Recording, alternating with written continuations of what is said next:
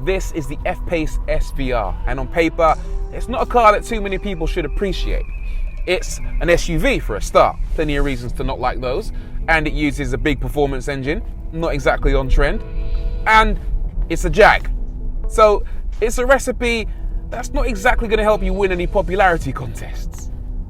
Let's take the engine for a start. It uses a big, thirsty, supercharged 5-litre V8, which in a world that's gravitating towards electrification is a big middle finger to Mother Nature. I tell you what, it's a big middle finger to your wallet as well. Then there's the image, right? It's not the most shouty SUV in the world, no, but in a world full of Extinction Rebellions and Greta Thunbergs, you gotta be prepared for some backlash, man. I wanna like this car, I really do, but I can't help but think if I was to buy it, I'd constantly be second guessing myself, thinking that in this brave new world, maybe it's not the right choice.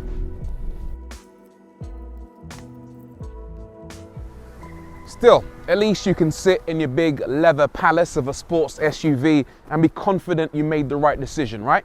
Well, yeah, in terms of practicality, absolutely. The boot is enormous. What you're looking at is a massive 650 litres, and the seats fold down to give you a total of 1,740 litres of storage space. Plus, you get some nice netting for your storage, a couple of hooks, and a 12-volt supply for all your power requirements. Very good. You also get a fair bit of room in the rear passenger space. The doors open nice and wide, which makes loading awkward items easier. It's easy to climb inside, and once you're in, you'll find 2 ISOFIX points for children's seats. If you're transporting adults, that's no problem either. There's bags of headroom, bags of legroom, even with the optional sunroof, and even the middle seat is comfortable enough to sit on long journeys. When you get up front, things start to go downhill just a little bit. See, here's the issue. This is a £75,000 car. And on top of that, it's a Jag. It's a premium brand, but the quality of this interior, well, it ain't all that. I know design is subjective, but when you compare this thing to interiors from the likes of Audi, BMW, Mercedes, it's a little bit of a letdown.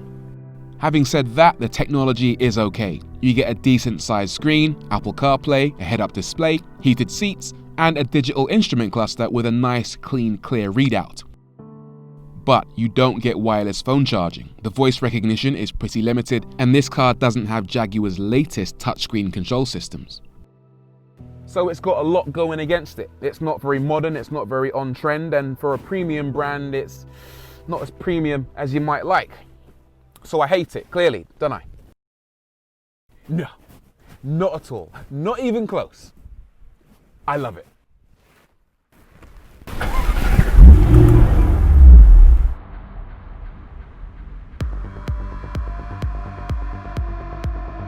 So many cars try and deliver practicality and performance, but they also have to deliver other things like fuel economy and comfort. The SVR gives not a single monkey about any of that stuff. All it cares about is getting you and your stuff from point A to point B as quickly as possible and making sure you have as good a time as possible on the way. And if you judge it on those terms, it's a belter, an absolute belter. The major highlight is the engine. That big supercharged 5-litre V8 might not be the politically correct choice, but it's the soul of the SVR. It delivers 550 horsepower and 680 Newton meters of torque, and naturally the performance is eye-opening. The pulling power is just ridiculous. It will do 0 to 62 in 4.3 seconds, but it feels way quicker than that because every time you accelerate, it's an event. It is just savage, and listen to that noise. Eargasms every time. And then you lift off, listen. It just pops and bangs like an absolute nutcase. Yeah, buddy. It's bonkers. It's silly, really, but that's what a performance SUV is supposed to be, just a little bit nuts. This is more than a little bit nuts. The handling is superb. And that's despite the fact that it doesn't use any fancy anti-roll stabilization. It uses adaptive dampers, and they do a fantastic job of keeping the car level through the corners. Even though it weighs more than its rivals, it gives you so much confidence to send it into a corner like a much smaller car. Watch this. Second gear, round we go, completely level, no drama. I mean, there's drama, there's noise, there's fury, but it never feels like you're asking too much of it. The SVR is just ready for action every single time. Let's go. A lot of SUVs, you have to drive a certain way. They're more point-to-point devices. You see where you're going, you bang on the accelerator, you get to a corner, you slow down, you turn it gingerly round, and then you go again. This thing, you can hustle it. You can drive it more like a sports car because it's tuned to react like a much smaller car. You can actually get into a really nice flow with this thing and just work with the body weight. You know it's a heavy thing, but you can actually just caress it through the bends, squeeze it out. Ah, bliss. It might look like a bus, but it drives like a sports car. Kinda. Of course, look, if you want to drive it like a more traditional performance SUV and just point it at the horizon and go, it'll do that all day long. Thug life. But the fact that you have the choice to either finesse the way you drive this car or to drive it like a hooligan, that's the mark of a great car.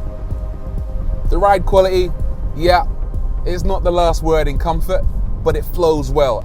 They use an 8-speed automatic in this car, and it's nowhere near as quick as a dual clutch PDK, for example. But one of the things I love about it is the fact that even though when you change gear, you don't actually feel a big punch, you hear it. The exhaust note, you get this nice little gunshot. Bang, bang, every time you change gear to let you know that you're in a new ratio and that you're pressing on. It gives you just about enough of a feeling of being involved with the driving experience to make it interesting. And that's the F-Pace SVR's biggest superpower. It's interesting. It has so much personality that it makes so many of its rivals in this £72,000 price bracket look almost boring. To me, big SUVs are supposed to be about practicality and performance, sure, but they're also supposed to be about theatre. And the SVR is pure theatre.